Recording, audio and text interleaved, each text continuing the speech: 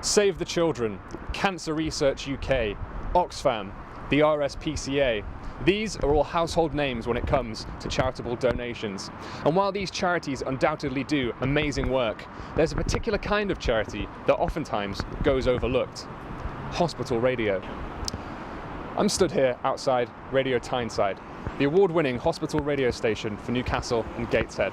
We've come here today to find out more about the unsung heroes that give up their free time, not for fame and fortune, but just to improve the lives of others, even in just a small way. Dave Nicholson has been volunteering at Radio Tyneside for the last 43 years.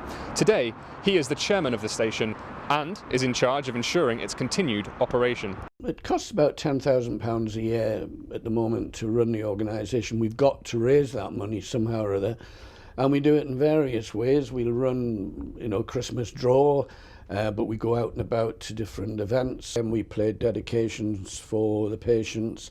And I always remember a professor saying to me one day, many years ago, the therapeutic value to a patient to actually hear their name mentioned on the radio is fantastic, and it does help the aid to recovery, that they don't feel lost and isolated while they're on the wards. Radio Tyneside is run entirely by volunteers who give up their own free time to help make a patient's time in hospital that little bit more bearable.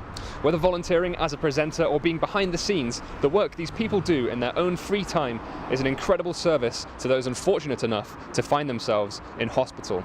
James Vesti has been presenting the evening show Tea Time on Tyneside for the last year.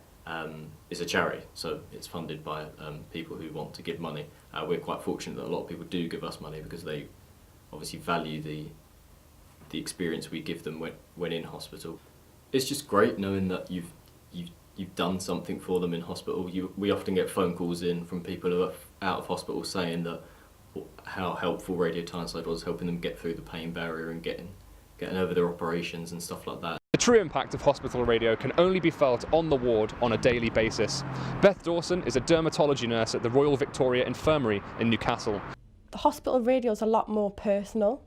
It's sort of like a friend outside of visiting hours, so it's quite good. They really enjoy it. It's good for the staff as well, because when they're making the beds in the morning and stuff, they can put it on.